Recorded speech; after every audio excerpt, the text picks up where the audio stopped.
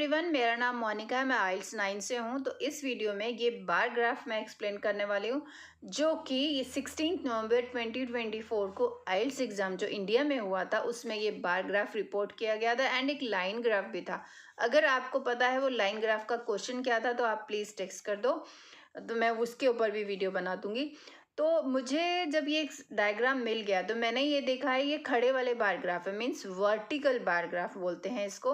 और अगर ऐसे लेटे वाला बार ग्राफ होता है तो वो क्या होता है, हॉरिजॉन्टल बार ग्राफ। तो ये चीज़ें ये वोकेबलरी में ही काम आती है। अगर आप ये सब भी लिखोगे तो it will show your vocabulary, तो ज़्यादा बेटर है। राइटिंग टास्क 1 में 9 बैंड लेने के लिए ऐसे छोटी छोटी जो डिटेल्स होती हैं वो बतानी होती हैं। तो मुझे अब दिख रहा है ये 3 अलग अलग कैटेगरीज हैं, जो येलो, पिंक एंड ये है। येलो फूड एंड ड्रिंक है, फिर ये रेस्टोरेंट एंड होटल है, फिर एंटरटेनमेंट है।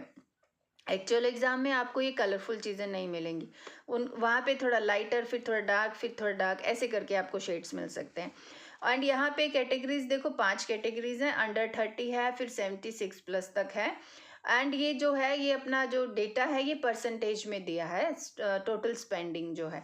ठीक है, अभी हमने ये डायग्राम को देख लिया, और डायग्राम को देखने से क्या लग रहा है कि जो येलो वाला है ना वो तो ऊपर ही ऊपर जा रहा है, नीचे नहीं जा रहा है। तो पिंक वाला पहले ऊपर था, हाईएस्ट मतलब यहाँ था, और फिर ये इसका ग्राफ जो है नीचे ही नीचे जा रहा है यहाँ तक, और फिर उसके बाद थोड़ा सा ऊपर हुआ है। फिर जो ग्रे वाला है ये भी ऊपर ही ऊपर जा रहा है, बट लास्ट ईयर में कुछ चेंजेस हुआ है तो वो चीज़ हम देख सकते हैं। तो येलो जो है फूड एंड ड्रिंक, इसका क्रेज कम नहीं हुआ है ब्रिटिशर्स में, तो वो बहुत अच्छी बात है देखने के लिए। ठीक है, अब क्वेश्चन, अब इस वीडियो में मैं आपको क्या क्या बता सकती हूँ, इसको कैसे 20 मिनट्स को कैसे स्पेंड करना है, इंपॉर्टेंट इंस्ट्रक्शन समझा दूंगी। हमेशा याद रखनी चाहिए ये सब बातें, कैसे 20 मिनट्स को कैसे यूटिलाइज करना है, क्या वोकेबलरी यूज़ करनी है, एंड कैसे अपने को ये इंट्रोडक्शन क्या मीनिंग क्या होता है, इंट्रोडक्शन कैसे लिखना है, एंड सब चीज़ें बताते हैं अभी आपको। उससे पहले हम अपना शुरू करें तो आपसे रिक्वेस्ट करती हूँ, क्योंकि बिना मांगे कुछ मिलता नहीं है, सब्सक्रिप्शन, लाइक भी कर देना प्लीज़ लास्ट में, एंड एक अच्छा सा कमेंट भी डाल सकते हो अगर आपको समझ में आया है तो थैंक यू, और फिर मैं आपका वेलकम भी कर सकती हूँ। तो और कोई प्रॉब्लम है, अगर कुछ समझ नहीं आया तो आप मुझे टेक्स्ट करके पूछ सकते हैं। तो अभी शुरू करते हैं। देखो, हमने ये इसको रीड कर लिया। अब बॉडी डिटेल पैराग्राफ में जब हम लिखेंगे, जब ये फिगर्स लिखने हैं तो उस समय पे हमें ये इसको ढूंढना फिर मुश्किल है कि ये इसका कितना परसेंटेज है। तो बेटर है कि लाइन को, जैसे ये 5 10 15 ऐसे है, तो इनके आगे ऐसे स्ट्रेट स्ट्रेट पेंसिल से लाइन लगा लो प्लीज़। ठीक है, ऐसे आपकी लाइंस लगेंगी, देखो जैसे मैंने लगा लिया है, तो ये यू लाइन लगेंगी और ऐसे। तो इसके बेसिस पे अब देखो, ये जो है ये 15 पे तो नहीं आई, तो उससे नीचे तो 14 हुआ, तो हम रफली 15 या जस्ट बिलो 15 लिख सकते हैं। यहाँ पे आया तो हम इसको 12 या 13% ऐसे लिख सकते हैं। ये 11 हो सकता है, ये 10 है, 10 पे कुछ नहीं है, ये 5 से थोड़ा ऊपर है तो 7% हो गया। तो मतलब ये अराउंड 7 के आसपास ही हैं ये दोनों, तो इसको हम लिख देंगे ये 8 9 लगा लो इसको। ठीक है, ये हम लगा लेंगे, ये 12 लगा लो, ये 13 लगा लो, ऐसे लिख लो। ये कितना लगाएंगे, ये एग्जैक्ट 20 नहीं, एग्जैक्ट 20 तो नहीं लग रहा है, तो जस्ट बिलो 20 लगा सकते हो, या शायद ठीक है। तो ये 22 लगा लो इसको, या 23 लगा लो, ऐसे ये 23 है, ये 22 लगा लो। तो ऐसे मतलब आप अपनी डिटेलिंग निकाल सकते हो। अब लिखते हैं। अच्छा, पहले इंस्ट्रक्शन समझ लो आप। प्लानिंग कैसे करनी, 20 मिनट्स आपको मिलेंगे। ठीक है, उसमें एनालाइजिंग पहले 3 मिनट के करीब आप इसको एनालाइज, प्लानिंग जिसको बोलते हैं वो कर लो। मतलब जैसे मैंने अभी देखा, ये वर्टिकल बार ग्राफ है, कैटेगरीज, ये ग्रुप्स हैं, और ये कौन सा ऊपर जा रहा है कौन सा नीचे जा रहा है, तो और ये डिटेलिंग भी देख लो। 3 से 4 मिनट लग जाएंगे, ज़्यादा से ज़्यादा, उससे ज़्यादा नहीं लगेंगे। बाकी के 10 मिनट 12 मिनट में आप ये अपना ऐसे लिखो, क्योंकि जब आपका होमवर्क हो जाएगा, प्लानिंग हो जाएगी पहले से, ये डिटेल वगैरह हो जाएगा, तो आपको लिखने में ज़्यादा टाइम नहीं लगता। फिर लास्ट के 3 मिनट्स, एटलीस्ट 3 मिनट्स प्लीज़ इसको रीचेकिंग करो। मतलब अभी आप देखना, जैसे मैं अपना पूरा ऐसे पढ़ूंगी, तो मैं अपना पढ़ रही हूँ, तो मुझे कुछ मिस्टेक मिली तो मैंने उसको, अब मैं पेंसिल तो है नहीं जो मैं इरेज कर दूँ, तो मैं इरेज करके ठीक कर दूंगी। मैंने देखा कि अगर सपोज ये वाला वर्ड मेरा रिपीट हो रहा है तो मैं इसको सिनोनिम डालने की कोशिश करूँगी। ये होती है प्रूफ रीडिंग। ठीक है, तो प्रूफ रीडिंग हुआ, ये तीनों चीज़। उसके बाद इंपॉर्टेंट इंस्ट्रक्शंस क्या कहते हैं, 150 मिनिमम वर्ड्स लिखने हैं। अगर थोड़ा सा कम हो रहा है और अपने बहुत अच्छी ऐसे लिखा है, काम की बात लिखी है, तो भी बैंड स्कोर में कोई प्रॉब्लम नहीं होगी, आ जाएंगे। 4 पैराग्राफ्स लिखो प्लीज़। उसमें पहला इंट्रोडक्शन होगा, फिर ओवरऑल पैराग्राफ होगा, फिर डिटेल पैराग्राफ, चाहे 2 बनाओ चाहे 3 और बनाओ। अब मैंने जब ऐसे लिखा तो उसके बाद मैंने गूगल किया। मैंने अपने गूगल करने के बाद मैंने ये सिनोनिम्स निकाले। कुछ सिनोनिम्स जैसे मुझे ये पहले से ही पता था, ये मुझे पहले से अपने दिमाग में था। लेजर एक्टिविटीज़ मुझे पहले से थी, ठीक है, तो ये भी मुझे था, लेकिन आप लोगों को बताने के लिए। अब जैसे कि स्पेंडिंग मनी को कहते हैं पिन मनी, ये भी हम लिख सकते हैं डिस्पर्समेंट ऑफ फाइनेंशियल फंड्स, और disbursement of funds, expenditure, spent, paying out, spending fund, जैसे मैंने ये बताया, ये अपनी वोकेबलरी है। इसके अलावा वोकेबलरी जो राइटिंग टास्क 1 की इंपॉर्टेंट होती है वो आप थोड़ा ध्यान से देखना। जो मैंने ये ग्रीन अंडरलाइन किया है वो रेडीमेड मतलब अच्छे वर्ड्स हैं, आपको हर उसमें यूज़ करने चाहिए, लेकिन जो डेटा और डायग्राम के अकॉर्डिंगली, टास्क 1 के अकॉर्डिंगली आपको ये कैटेगरीज चेंज करनी होंगी, ठीक है। ये जो ऑरेंज वाले हैं ये तो प्रॉपर वोकेबलरी है। Just below, allocating, figure, double, figured, ये सब क्या है, अपने रिस्पेक्टिवली, अप्रॉक्सीमेटली, ये सब वोकेबलरी में आता है। अब हम लिखेंगे इंट्रोडक्शन। तो इंट्रोडक्शन में सबसे पहले क्या होगा, इंट्रोडक्शन मतलब क्वेश्चन स्टेटमेंट का पैराफ्रेज करना। The chart below shows that expenditure on 3 categories among different age groups of residents in the UK in 2004। ये 2004 है तो पास्ट है। अब हमें लिखना, हमें पता है वर्टिकल बार ग्राफ है और बार ग्राफ है, उसने तो सिर्फ चार्ट लिखा है, तो हम लिखेंगे the presented vertical bar graph depicts, यहाँ शोज लिखा, हम डिपिक्ट्स द परसेंटेज, यहाँ लिखा एक्सपेंडिचर ऑन 3 कैटेगरीज, हम लिखेंगे डिपिक्ट्स द परसेंटेज, क्योंकि परसेंटेज देखो ये लिखी ना percentage, depicts the percentage of citizens, Britain citizens expenses divided into 3 categories: food and drink, restaurants and hotel, and entertainment among the different age groups in the UK in 2004। ठीक है, different 5 age groups हम यहाँ लिखेंगे, ठीक है, FIVE। तो ये हुआ हमारा इंट्रोडक्शन। देखो फिर से देखो, आप स्क्रीन पोज करो एंड देखो मैंने कहाँ कहाँ क्या क्या पैराफ्रेज की है, ठीक है। अब overall paragraph, overall means overview, birds eye view से आपको क्या दिख रहा है, मुझे ये दिख रहा है येलो वाला फूड एंड ड्रिंक की तो ग्राफ ऊपर ही जा रहा है, नीचे नहीं गया। एंड पिंक वाला का जैसे जैसे एज बढ़ रही है ऐसे ऐसे इनका प्रेफरेंस कम हो रहा है। एंटरटेनमेंट भी ऊपर जा रहा है बट लास्ट में चला गया नीचे, ठीक है। अब overall 60 years and above most expenditure was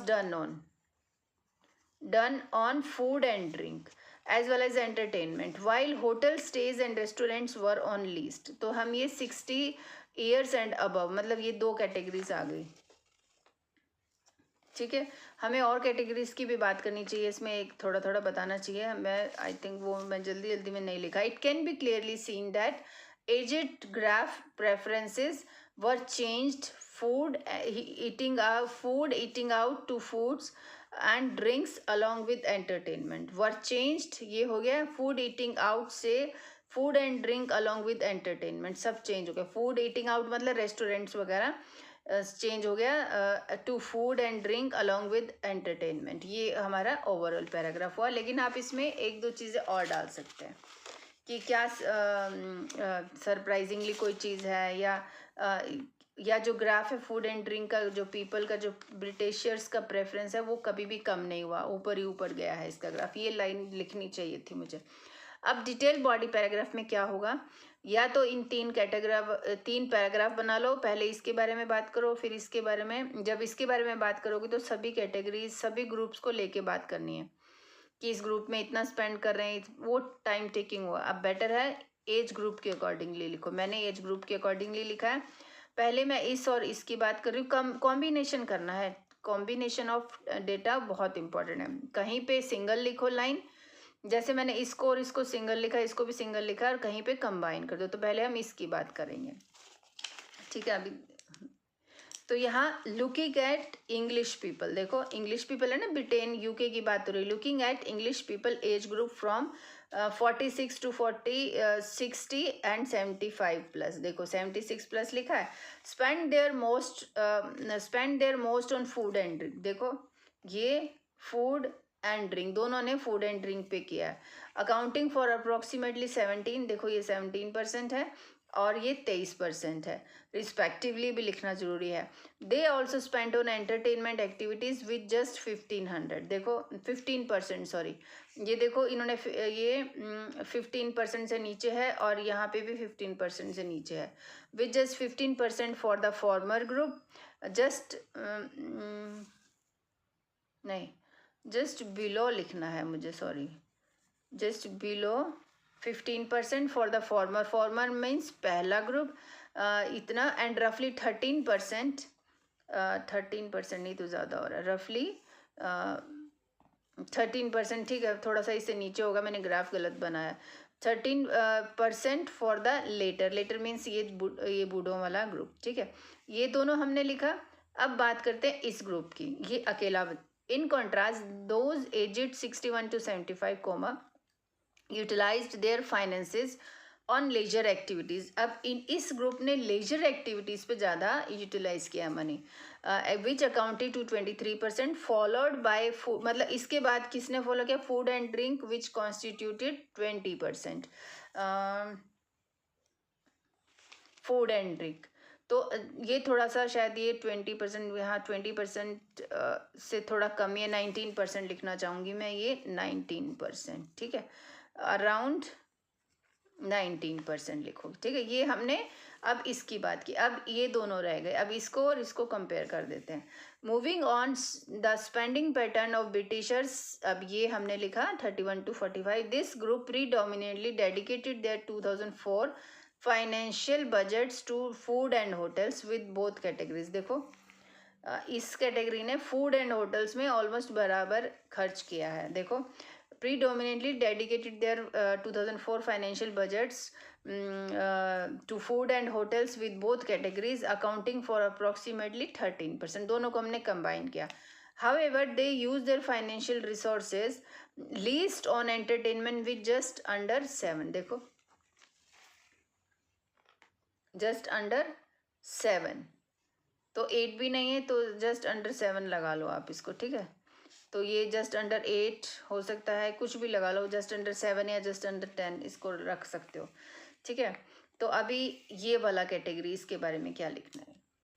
सो तो ये है फाइनली इंडिविजुअल्स अंडर 30 और you can say the most youngest age group that is under 30।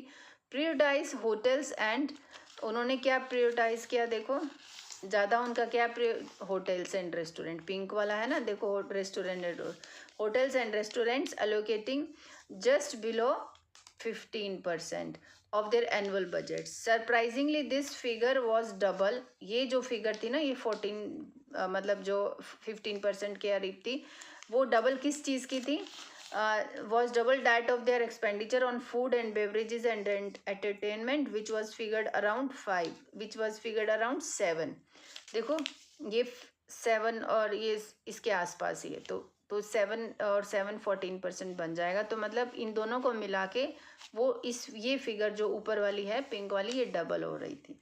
तो ये हमारा ऐसे हुआ। तो आप देख सकते हैं ये हमारा टास्क 1 है, ये क्वेश्चन स्टेटमेंट है, ये इंट्रोडक्शन, ये ओवरऑल पैराग्राफ, फिर ये बॉडी डिटेल 1 पैराग्राफ, इसमें 2 कैटेगरीज बताई हैं, फिर तीसरी कैटेगरी है, फिर चौथी कैटेगरी आ गई है और 5वीं कैटेगरी हमारी यहाँ है, ठीक है। ये आप वीडियो को बैक करके देख सकते हो, मैंने पूरा अच्छे से एक्सप्लेन किया है।